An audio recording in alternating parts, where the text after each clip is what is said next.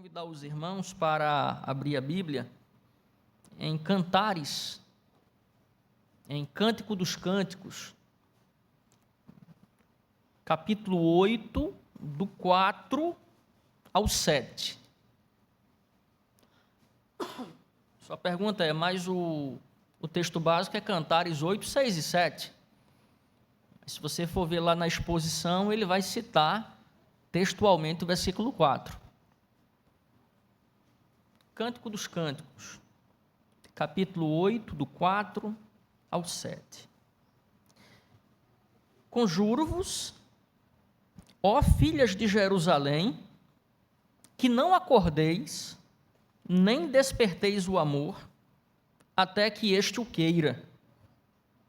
Quem é esta que sobe do deserto e vem encostada ao seu amado? Debaixo da macieira te despertei, ali esteve tua mãe com dores, ali esteve com dores aquela que te deu à luz. Põe-me como um selo sobre o teu coração, como um selo sobre o teu pescoço, porque o amor é forte como a morte, e duro como a sepultura, o ciúme. As suas brasas são brasas de fogo, são veementes labaredas. As muitas águas não poderiam apagar o amor, nem os rios afogá-lo. Ainda que alguém desse todos os bens da sua casa pelo amor, seria de todo desprezado. Os irmãos sabem que o apóstolo Paulo, quando escreveu a primeira carta aos Coríntios, ele escreveu o capítulo 15 para tratar da historicidade e, portanto, da veracidade da ressurreição de Cristo. Eu diria até, ele escreveu o capítulo 15 para dizer, com provas, com evidências, de que a ressurreição ela foi um fato histórico. Jesus não ressuscitou no coração dos discípulos, como diziam os liberais do século XVIII e XIX, e como disse Rudolf Bultmann. Não, no terceiro dia, ele ressuscitou, ele se levantou da tumba fria e ele caminhou entre nós. No capítulo 15, versículo 5, Paulo diz que Cristo, ele apareceu, em primeiro lugar, a Cefas, logo em seguida, aos demais apóstolos. A palavra que aparece lá, para apareceu, é a palavra oftê. Significa revelar-se, mostrar-se, apresentar-se de maneira incontestável.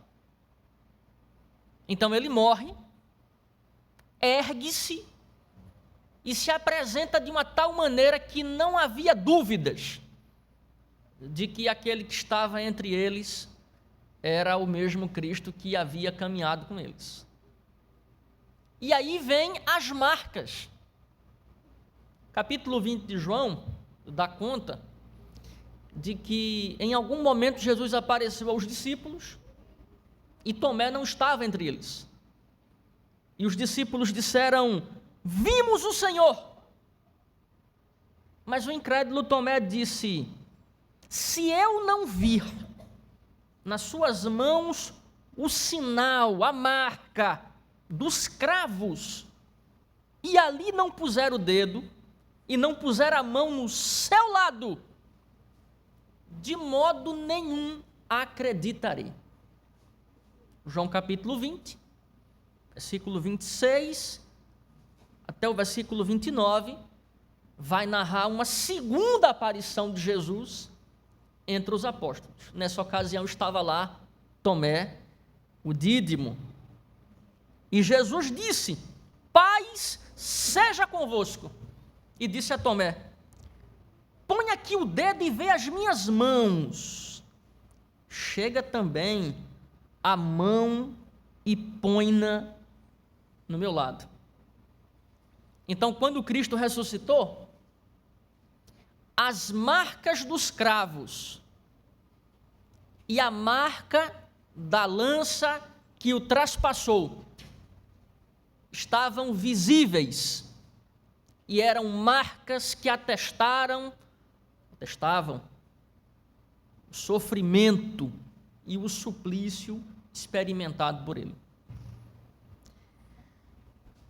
O texto fala sobre outros tipos de marcas. Ele fala sobre as marcas que caracterizam o amor. E à semelhança do que aconteceu com Cristo, onde Tomé ele requereu provas, e as provas foram dadas, e a sua dúvida silenciada, quando as marcas foram apresentadas.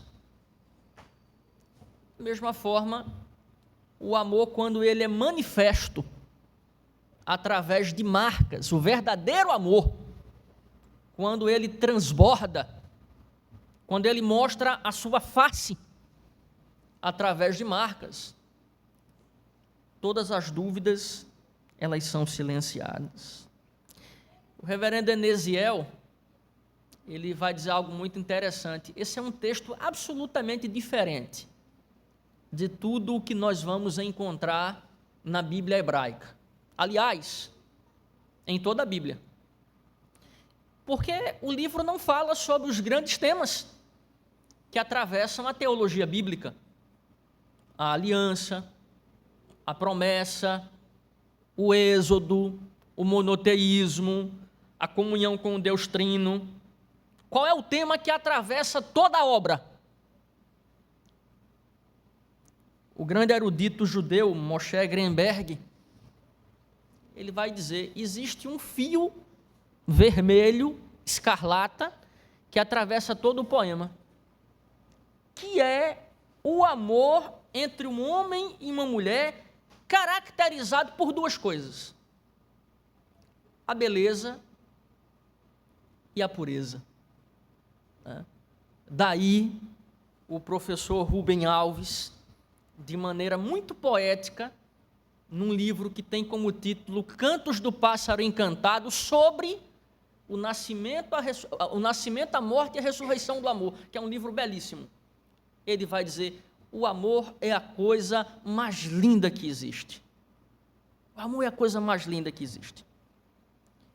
O reverendo Carlos Oswaldo, de saudosa memória, ele disse que esse livro foi alvo de incontáveis interpretações. Eu já li interpretações absurdas.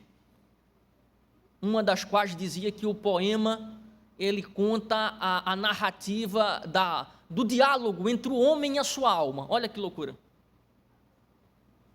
E ele vai dizer que essas interpretações podem ser reduzidas ao número de 7. Mas ele, Carlos Oswaldo, e eu também, adotaram, e eu adoto, a interpretação literal como aquela que melhor se encaixa na interpretação do poema. A saber, o que se tem aqui é o amor vivenciado por um homem e uma mulher. Aí eu digo, o poema não fala de monoteísmo, mas ele fala de monogamia. Há toda uma discussão, e depois o reverendo Enesiel vai retomar isso de maneira muito habilidosa, citando o grande erudito orientalista Heinrich Ewald, quando ele vai defender que são 3 personagens. Tem o rei, tem o pastor de ovelhas e tem a sulamita. Sulamita vem de sul. Então, provavelmente daquela região de Judá, já na fronteira com a Síria, e por aí vai. Então, eu quero aqui, nesse trecho que exalta o amor, e aqui não se confunda erotismo com sexo, nem sexo com pornografia, eu quero meditar com os irmãos sobre as marcas do verdadeiro amor. Quais são as marcas do verdadeiro amor? A primeira marca você vai estranhar, porque na lição aparece como o ponto 2. O verdadeiro amor é espontâneo. Versículo 4. Versículo 4 vai dizer: conjuro-vos, ó filhas de Jerusalém, que não acordeis nem desperteis o amor, até que este o queira. Ao falar da espontaneidade do amor, estamos afirmando que ele não pode ser forçado a acontecer. Aliás, como nos ensina o falecido poeta e membro da Academia Brasileira de Letras, Ferreira Goulart, o amor chega de repente, sem pedir licença. Ele simplesmente acontece. Tem gente que se preocupa, né? Tem gente que fica se perguntando quando é que eu vou viver a experiência do amor. E eu estava conversando até com uma pessoa aqui da igreja recentemente, e dizendo que o tempo vai passando, a gente vai amadurecendo, e a gente começa a perceber cada vez mais, e cada vez com maior clareza, que as coisas na vida acontecem no tempo de Deus. Obedecem ao tempo de Deus. Agora, quando se é muito jovem, todo mundo tem os seus amores juvenis. Todo mundo alimenta as suas ilusões. Né? Cada um procura criar determinadas expectativas que a dureza da vida e o caminhar do dia a dia vão mostrando que é miragem. É pura miragem. A gente vai aprendendo a filosofia de Mateus 6,34. Basta cada dia que a providência tem reservado para ele. Então, essa é a primeira marca. Não adianta forçar a barra, não adianta empurrar a porta. O amor simplesmente acontece, é algo natural que acontece e a razão não é capaz de explicar. Santo Agostinho, que era um homem muito sensível ao espírito humano, ele faz uma pergunta maravilhosa, que é a seguinte: o que amamos quando amamos? Olha que pergunta interessante. O que eu amo quando eu amo? Né? Talvez ele estivesse até pensando em Calida, a amante que ele teve na juventude, que deu um filho a ele, a Deodato. O que amo quando te amo? Ou seja, o que realmente uma pessoa ama quando ela diz ou quando sente algo por alguém?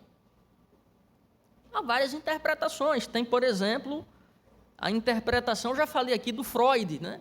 O Freud na juventude, o Freud ainda da Viena do século XIX, ele vai falar da relação anaclítica.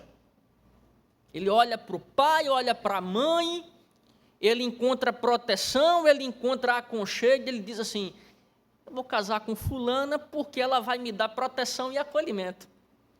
Ele procura no pai, aliás, ele procura do pai e da mãe aquilo que lhe é apetecível no cônjuge. Aí o Freud amadureceu, os filhos nasceram, a Marta era a coisa mais linda do mundo. Marta Bernays, esposa dele, ela era uma coisa linda, belíssima. Mas aí ele desenvolveu uma outra teoria, que é a teoria do amor narcísico. Eu procuro no outro o que me falta. Eu procuro no outro aquilo que me completa. Não tem a história lá da metade da laranja, né? Pois é, o Freud tinha uma coisa assim, bem parecida. Mas aí a psicanálise evoluiu e um cara, um húngaro, Michael Balint, na verdade é Michael Balint, né? Ele vai dizer não. Nem sempre as coisas acontecem por interesse. ele vai dizer, existe uma coisa chamada o vínculo inédito. E por que é um vínculo inédito? Porque não tem explicação. Não é possível encadear explicações. A coisa simplesmente acontece. O texto nos mostra que o amor é uma experiência universal. É uma experiência a qual quase todos os seres humanos são passíveis a ela. Aí você diz assim, mas como é que é isso, pastor? Por que quase todos os seres humanos? Porque a Bíblia diz que tem pessoas que já nasceram eunucos. São raríssimas. São casos muito pontuais. Mas, de modo geral, boa parte, grande parte, a maior parte, em algum momento se vê flechado pelo cupido. Todo mundo aqui entendeu a metáfora que eu aqui mencionei. Como experiência do espírito humano, o amor independe da classe social ou da idade. Então, você veja, assumindo a tese de que você tem aqui 3 personagens, qual é o enredo? A sulamita é apaixonada pelo pastor de ovelhas, o rei tentou seduzi-la, um homem rico, que de alguma maneira poderia proporcionar para ela uma vida abastada, e o que acontece? Ele não conseguiu dissuadi-la do seu afeto mais profundo e ela retorna para a sua região, onde ela vai reencontrar o seu noivo. O que aprendemos aqui? Que o amor é uma experiência que não pode acontecer de maneira forçada. Não adianta negociar, não adianta barganhar. Ele é uma experiência que não há muitas explicações. Por que uma pessoa vai casar com a outra? 2 cabeças diferentes, 2 mundos diferentes, 2 formações diferentes, 2 temperamentos diferentes. Por que a pessoa vai abdicar da sua vida de solteiro para se unir? Não tem explicação, senão a explicação da graça de Deus, do propósito divino, daquele que une pessoas. Repito, né? Tem um movimento na internet aí agora, é que a mulher de Provérbios 31 tem que ser encontrada. Eu prefiro a mulher de Provérbios 19 e 14. A mulher prudente que Deus dá ao homem como um presente. Por que é espontâneo? Porque é Deus quem planta no coração. É Deus quem une. Por isso que Cristo vai dizer, o que Deus uniu, não o separe o homem. Então, quais são as marcas do verdadeiro amor? Primeira marca, ele é espontâneo. Segunda marca, ele é gratuito. Gratuito. O texto vai dizendo no versículo 7, o seguinte, ainda que alguém desse todos os seus bens, seria desprezado.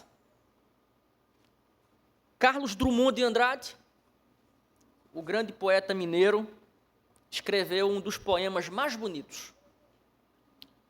Ele vai colocar com S, As 100 Razões do Amor. E ele vai dizer, amor é estado de graça e com amor não se paga. Amor é uma experiência de gratuidade. Sabe o que a gente vê na experiência humana? As pessoas querem transformar o amor numa moeda de troca, numa relação de troca, numa relação de condições. Se você coloca condições para que você ame uma pessoa, isso não é amor. Isso é interesse. Isso é uma outra coisa. Sabe com quem eu aprendi isso? Eu aprendi isso com pessoas criminosas. O cara mata, rouba, trafica, é a pior pessoa do mundo, e você olha para a mãe e você ouve as palavras que ela pronuncia e o sorriso no olhar e os gestos afetuosos em relação àquele que é um crápula, mas é o seu filho, e ela ama. Ou então, né, a gente conhece muitas histórias, como, por exemplo, a mãe de Santo Agostinho, que o pai era uma pessoa absolutamente não recomendável, e ela dizia, mas eu amo ele.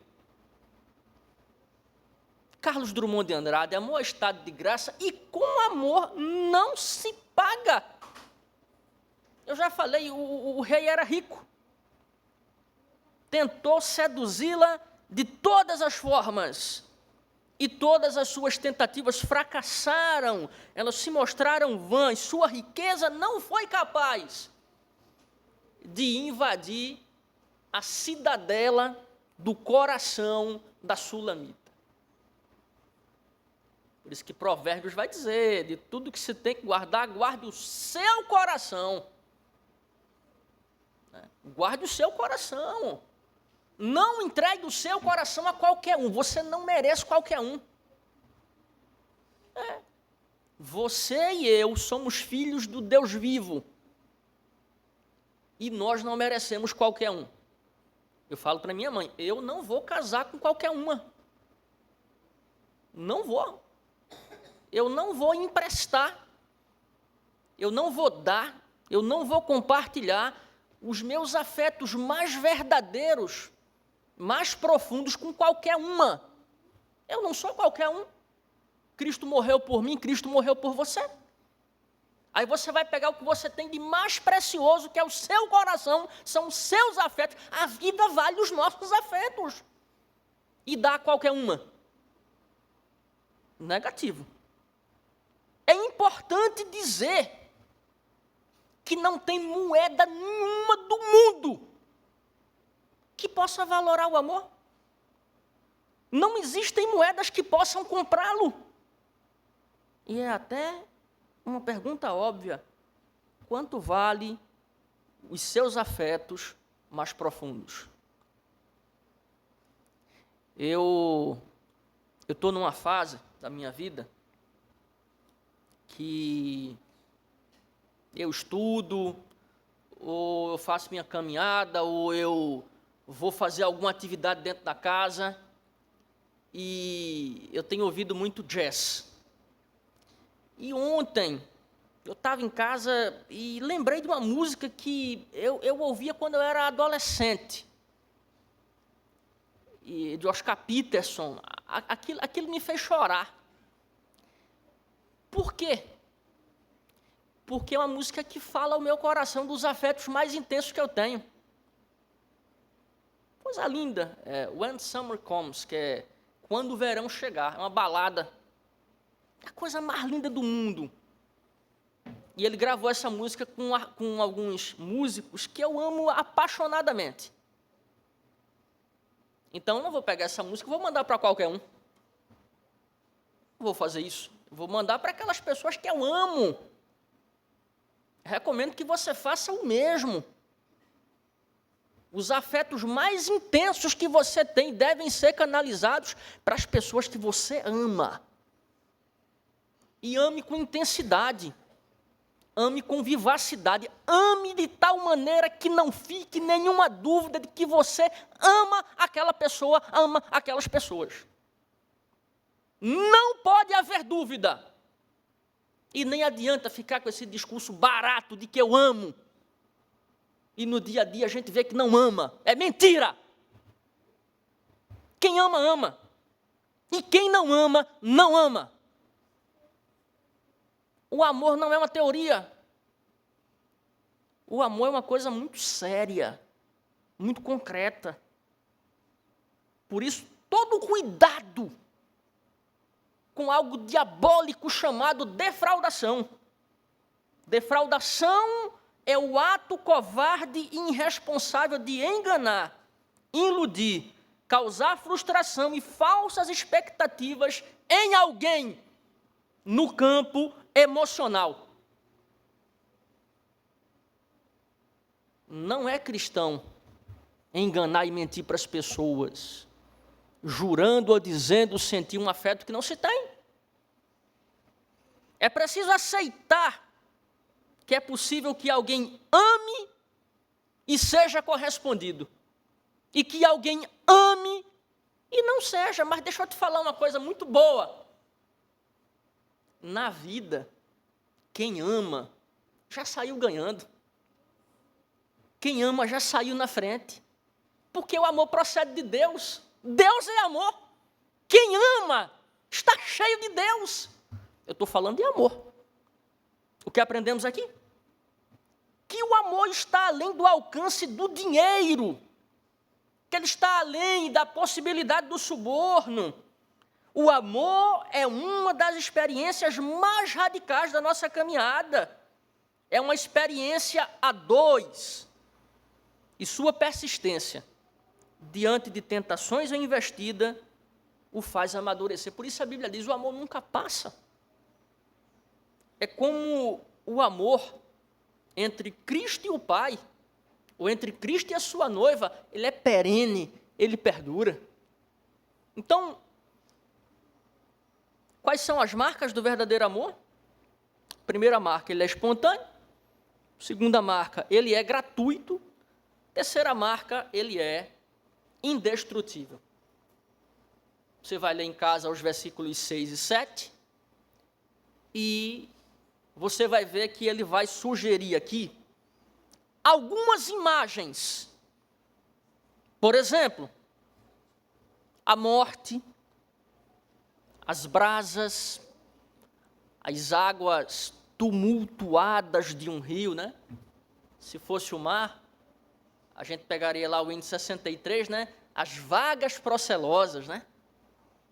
A morte é uma experiência que marca e impacta decisivamente qualquer pessoa. A morte é uma experiência terrível. Ela chega com força, com potência, e o amor também. E o amor também.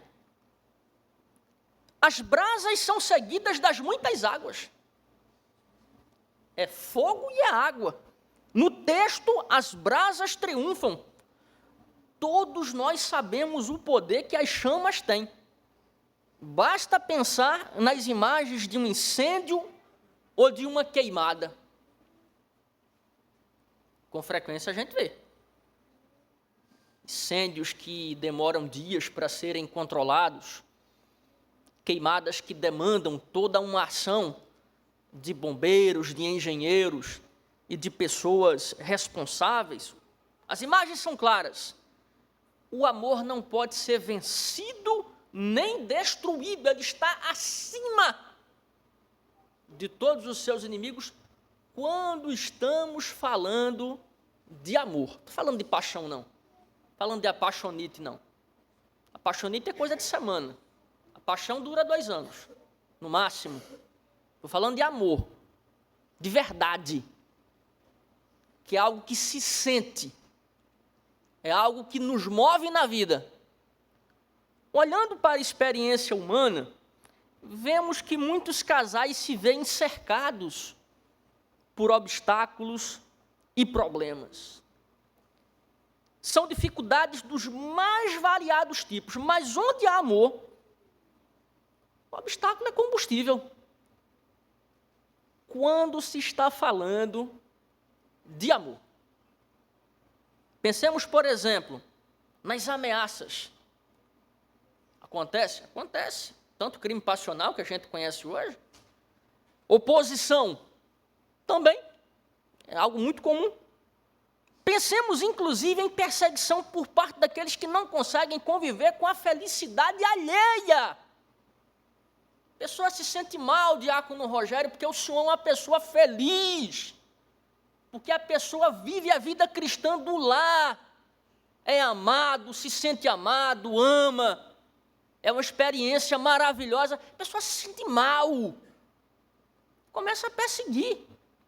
O tempo, saiba que o tempo não pode vencer o amor. Sabe por quê? Porque a alma, ela não está preocupada com as coisas do tempo. Não tá, a alma, como dizia Rubem Alves, ela é passageira da eternidade. A distância, também não. Também não. Eu falei aqui, né, eu nunca conheci pessoalmente o pianista Oscar Peterson.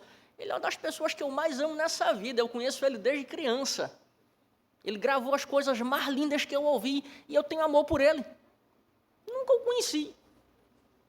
E quando ele bota o dedo no piano, eu conheço, porque eu conheço o som e eu conheço a formação da musical dele. Então não tem tempo, não tem distância, não tem coisa nenhuma. O que eu vejo é muita desculpa para dizer que é amor. Mas eu repito, onde há amor genuíno, tudo isso não passa de obstáculos a serem separados. E aqui eu quero fazer um parêntesezinho. O senhor me fez uma pergunta recentemente. Disse, pastor, fiquei viúva lá na minha terra, mas eu ainda amo meu marido que morreu. É óbvio, por óbvio. Por óbvio. Só que esse amor, ele tem uma outra configuração. Ou os irmãos acham que quem é viúvo vai deixar de amar quem foi embora? Muito pelo contrário. Isso passa a ocupar na economia dos seus afetos um lugar. E ele pode amar outra pessoa. Não há nenhuma contradição. Porque o amor nunca passa. O amor não é destruído nunca. O amor, ele pode amadurecer. Então, o que a gente aprende aqui? O amor exige firmeza, resiliência, perseverança, e todos aqueles que cultivarem essas características e firmarem raízes nelas, terão como grande recompensa um amor maduro. Não o amor da juventude, é uma explosão, né? É uma erupção. Isso aí você deixa para o passado. Chegou o tempo da maturidade. Por isso, o grande vencedor nessa história do amor, que é tão bonita, é o próprio Deus. A cruz, né, é uma prova cabal de que o amor vence todas as coisas, de que o amor vence todos os seus inimigos. Foi por amor que Deus enviou Jesus Cristo. Foi por amor que Deus nos escolheu como filhos. Foi por amor que Ele nos congregou. Louvado seja o Deus que nos amou e perseverou nesse amor e persevera até hoje. O tempo já não nos permite ir adiante. Eu quero aqui dizer para os irmãos aquilo que está em 1 João 4,8. Aquele que não ama não conhece a Deus, porque Deus é amor. Deixa eu lhe dizer uma coisa. O tempo de amar é agora. O tempo de amar é nessa vida. A gente não vai aprender a amar na eternidade. A gente não vai exercitar o amor na eternidade. Lá não vai ser exercitar. Lá vai ser viver em plenitude. O tempo de exercitar o amor é aqui.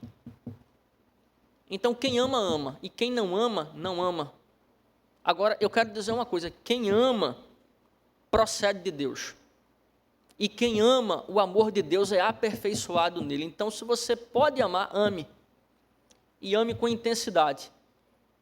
Porque aquele que ama, como diz o texto bíblico, ele se faz coparticipante daquilo que é a essência do próprio Deus, que é o amor. Deus nos abençoe.